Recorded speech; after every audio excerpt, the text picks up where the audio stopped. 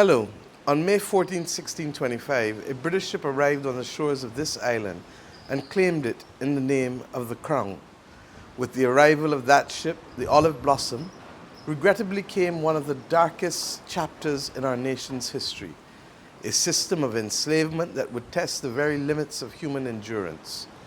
But 400 years on, we remain standing, together and stronger.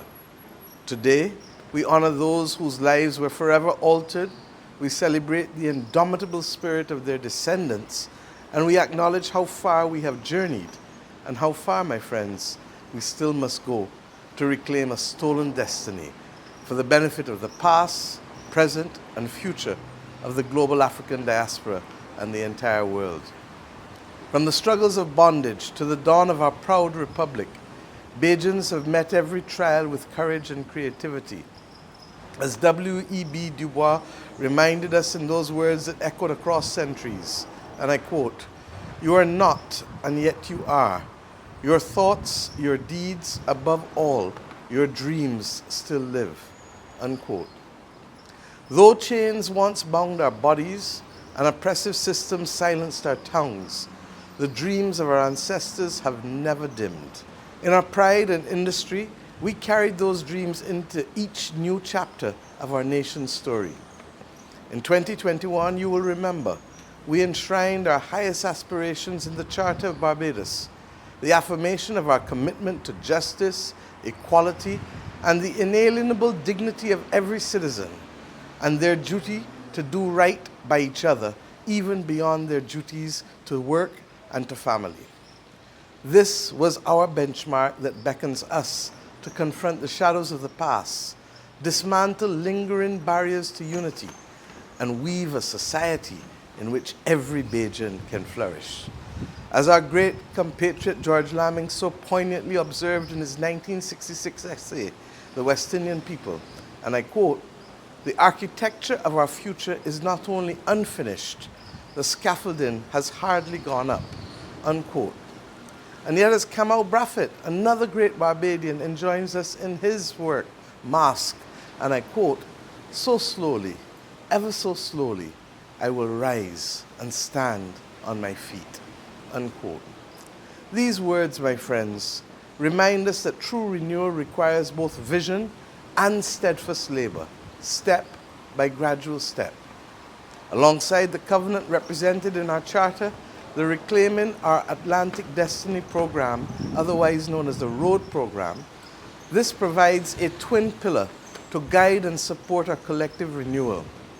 Through the meticulous digitization of millions of archival records, ship logs, sail ledgers, manumission papers, we are not merely preserving history, we are reclaiming the agency that was stolen from our ancestors. And through the creation of the Barbados Heritage District at Newton, anchored by that enslaved burial ground and that Newton plantation, we're establishing a living monument, a sacred space for reflection, for learning, and for cultural celebration. Together, my friends, these twin endeavors ensure that our story is neither hidden nor forgotten, but laid as the very foundation of our shared future. And in so doing, they unlock the data that allows us to see, to hear, and to feel each other more deeply. My friends, we must also dream forward. Langston Hughes, that great American writer, asked in Harlem, "What happens to a dream deferred?" We must answer through action.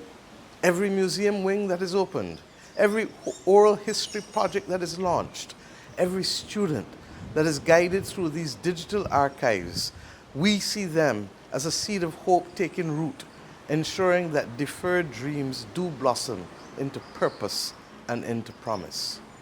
And so today, my friends, is not simply an anniversary of sorrow, it is actually a celebration of resilience, of innovation, and of unity. It is a testament to the unbreakable bonds that join us to one another and that join us to the wider Caribbean civilization and the wider African diaspora. It is a reminder that though our past was marred by injustice, our future, yes, our future, remains ours to forge.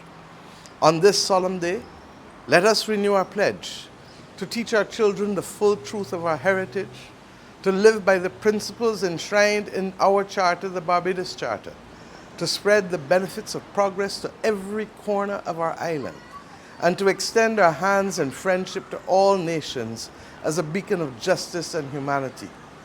We may never fully recover the destiny that was denied us, but in charting our own course, grounded in the lessons learned from the 14th of May 1625, inspired by the Charter's vision, and powered by the twin pillars of the road program, we affirm that our greatest chapters, my friends, are yet to be written.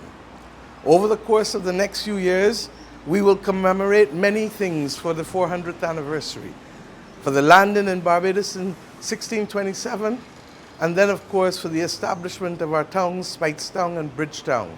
And let us all come together as we commemorate these events, ensuring that we shall never forget, but use them as an inspiration to achieve even greater.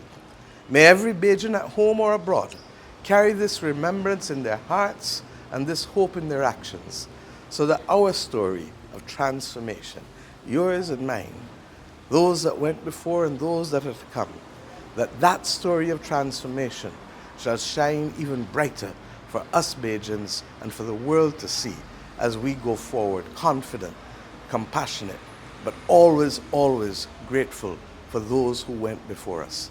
Thank you.